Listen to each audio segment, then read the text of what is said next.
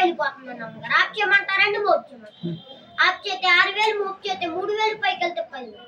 ఏమన్నా అక్కయ్య గారు, బాబీ గారు బాగున్నారా, బాగా లేదా, రాకపోతే రాలేదు అన్నారని చెప్పేసి లండన్ నుండి, రాజమండ్రి నుండి, రైలు కింద నుండి రాత్రికి రాత్రి వచ్చేసాం. అలా పూర్వం పెట్టుకున్న దారిలోకి వచ్చేసాము. మరి మొన్న కాక మా ఇంట్లో పెళ్ళండి. పెళ్ళికే భోజనాలు పెట్టాలని చెప్తాను.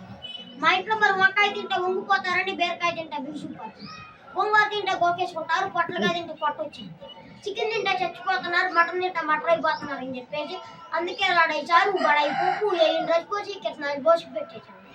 నాకు ఇద్దరు బాగానే ఉన్నారని ముగ్గురేని మంచానికి వచ్చాను. మా ఇంట్లో మరి డబ్బుకి దానికి ఏ లోటు లేదండి. చిల్లరోటి చేవలు తినేస్తాయండి, 10 నుండి 12 కోట్లు ఉంటే కుక్కలు తినేస్తాయండి, లక్షలు ఉంటే నాకు. మా ఇంట్లో ఏప్రాలు దెబ్బలు ఆడుకుంటే నాప్రాలు వెళ్ళిపోతాయి. మా ఇంట్లో మరి 3 రూపాయలు దెబ్బలు ఆడుకొని వానొచ్చి వరదొచ్చి జనం అంతా కొట్టుకెళ్ళిపోతుంటే మీరు ఇచ్చే డబ్బులతో వాళ్ళందరూ పడవలు చేసి వడ్డీ చేస్తారు. మరి మీకు ఏమైనా ఫ్యాక్టరీ కావచ్చు చెప్పండి. గుడివాళ్ళ గుడ్లు ఫ్యాక్టరీ మాదండి, కావాలి పని కొట్టుకుంటారు. ఉయ్యూరులో ఉడతల ఫ్యాక్టరీ మాదండి, ఏలూరులో ఎలకల ఫ్యాక్టరీ, దుబాయ్లో దూద్ ఫ్యాక్టరీ, రీలేని పెన్ను రీఫిలేని కాగితం పెట్టి మీకు ఫ్యాక్టరీ.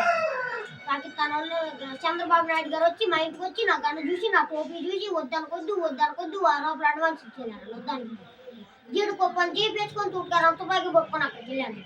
వెళ్ళా బతుకున్న వాళ్ళు కాలితే బాధపడిపోతున్నారని చచ్చిపోయాలి. పంచగా 5 మందిని కాల్చి వచ్చింది. 5 మందిని కాల్చి చంద్రబాబు నాయుడు గారు నా ఇంటికి వచ్చి 25 లక్షలు 25 లక్షలు ఇంట్లో పెడితే దొంగలు ఎత్తుకెళ్ళిపోతున్నారని చెప్పేసి ఊరి చివరి నుంచి మీ దగ్గర మీ చివరిదా పంచుకుంటారు. మరి మీ దగ్గరకు వచ్చాక మరి మీరు అంత వంచితే పోతే కాఫీ వెళ్ళి కాఫీ తాగి మీ పేరు 100 లక్షలు అమ్ముతారు.